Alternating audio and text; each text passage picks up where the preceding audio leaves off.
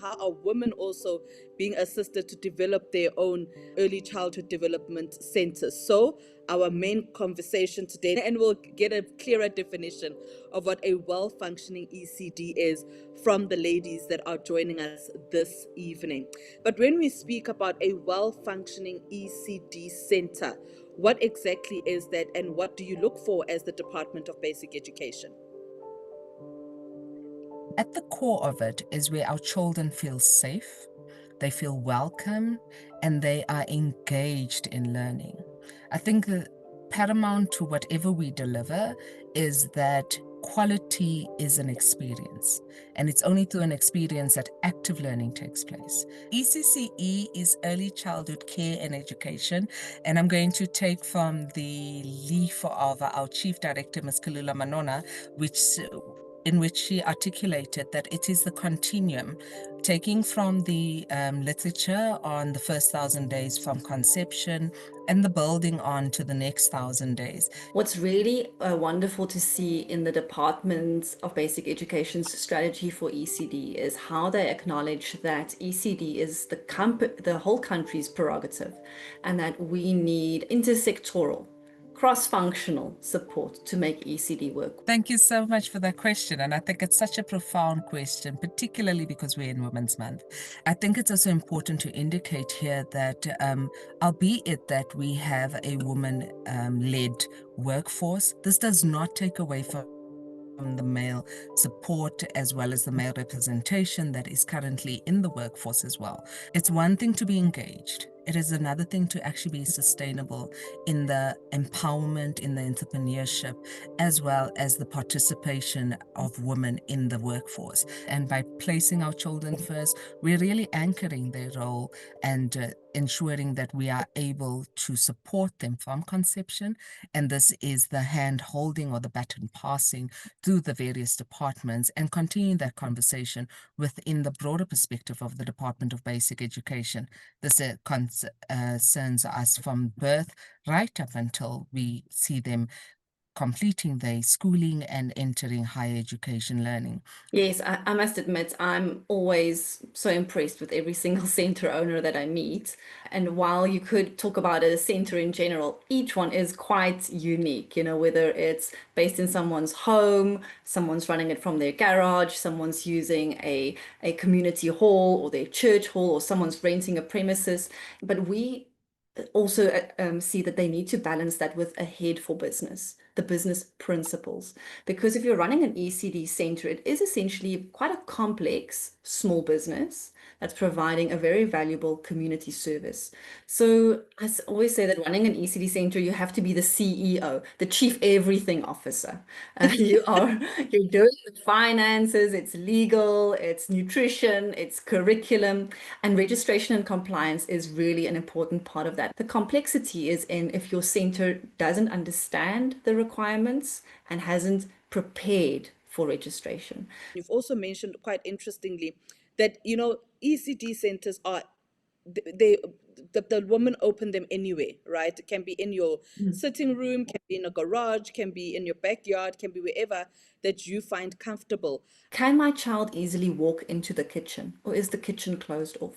In the kitchen, there's pots with boiling water. There might be cleaning material. Is the kitchen separate and safe?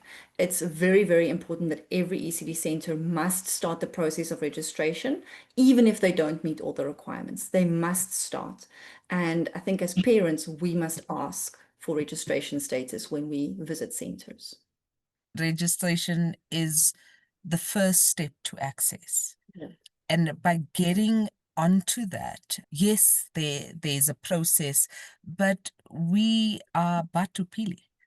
As South Africa, we want to be there for everyone, we intend to be there for everyone, and we follow through for everyone. And our systems are accessible. And when we champion the universal access, we are referring to holistic support. We're not referring to compliance. And I think that's just something that you've been Yes. able to articulate, Hilly. And how are you inspiring communities to rally around this process? How are you getting the political world to support you, being the focus?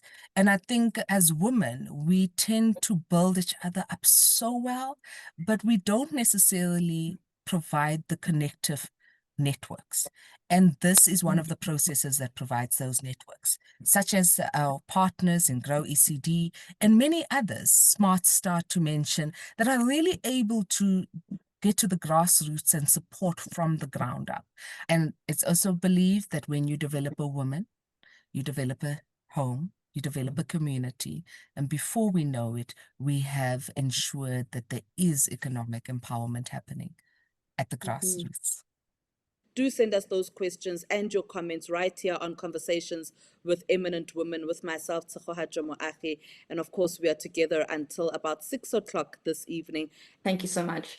I think that when we speak about money, I don't know how you were raised, but I was raised that you don't speak about money, and making money is an issue, and you shouldn't want too much money.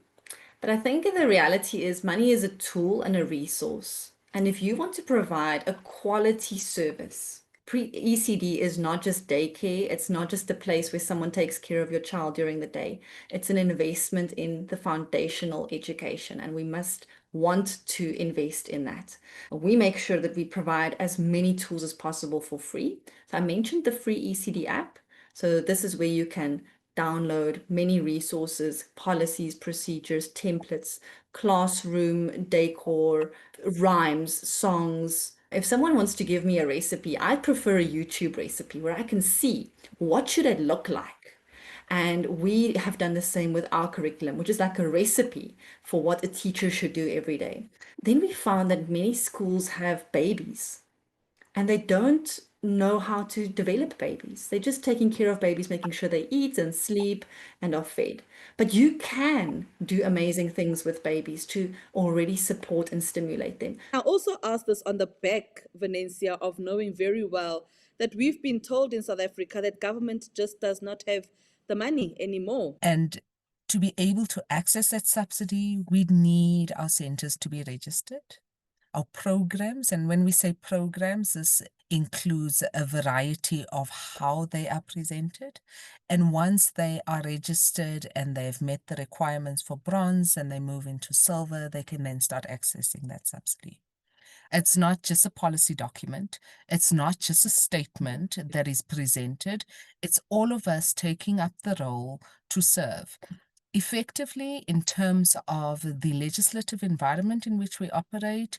If I were to come up to you and ask you for your proposal, your business plan, what does that look like? What does it feel like? And can you tell it to me without you getting lost in the many multiplication perspectives that is assumed to be required?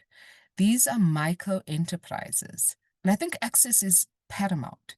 Because it's one thing to have the knowledge, it's one thing to have the language acquisition and be able to make the statements that are needed, but not being able to access it, not being able to do that introduction, to follow through, and actually detail what your needs are, what your wants may be, but what is the bottom line that you need to respond to ensure sustainability is the holistic development of the individual that keeps them invested in supporting the development of our children.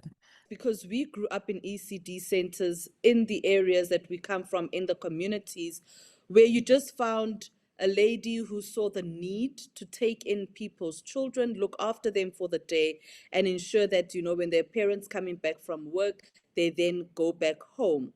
But now things have obviously changed, now that it is more formalized. What that does is it takes the key skill sets, it breaks it down such that it is accessible.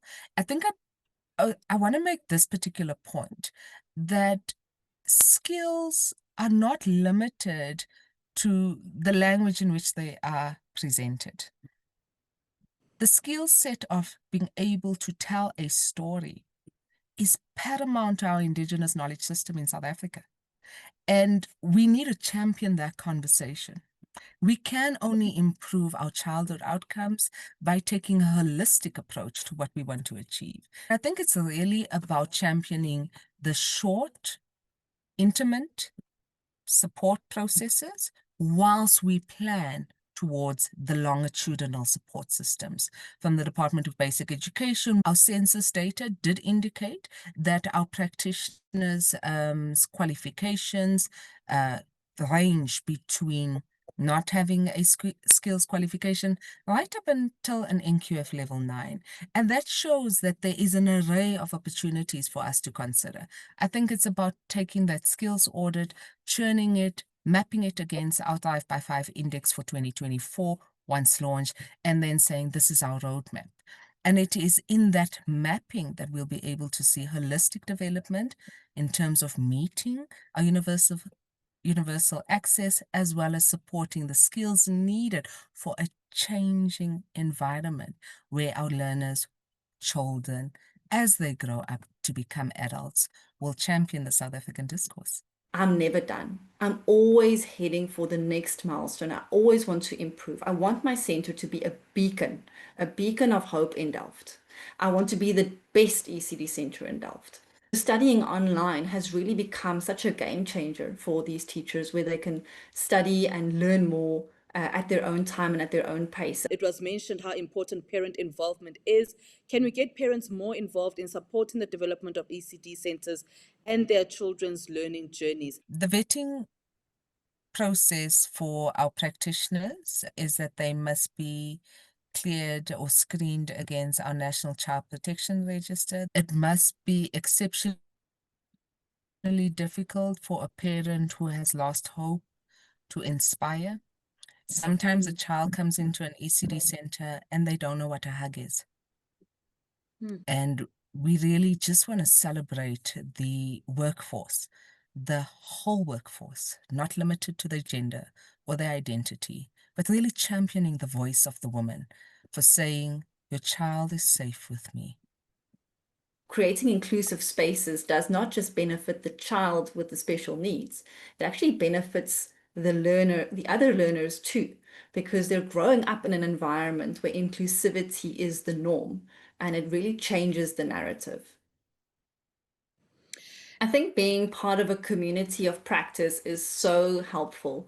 Running an ECD center as the chief everything officer can feel a little bit isolating sometimes. It can feel a little bit overwhelming. So joining your ECD forum and joining other free communities and communities where, as center owners, you can share resources and share advice is very, very helpful. As I always say, remember, wherever you go, whoever you encounter, do be kind and protect your peace. Bye-bye.